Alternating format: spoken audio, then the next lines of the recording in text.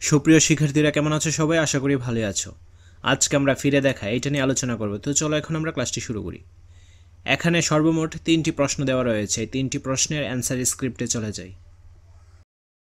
প্রথম প্রশ্ন, তোমার বন্ধু গাছটি নিয়মিত পরিচর্যার জন্য তুমি কি কি করে থাকো?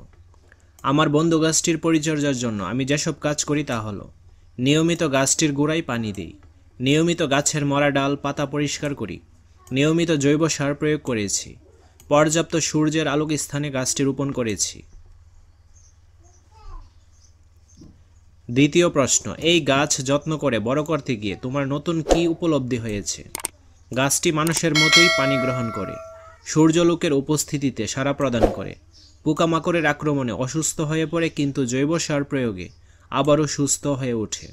প্রতিদিনই গাছটি একটু একটু করে চোখের সামনে বড় হয়ে ওঠে।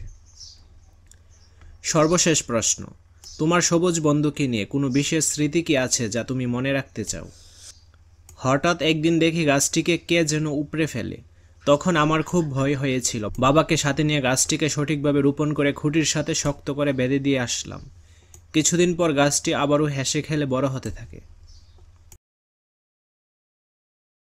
আজকের ক্লাসটি এই পর্যন্তই। পরবর্তী ক্লাসটা আমরা ফিল্ড ট্রিপ এই অভিজ্ঞতাটা নিয়ে আলোচনা করব। ধন্যবাদ সবাইকে।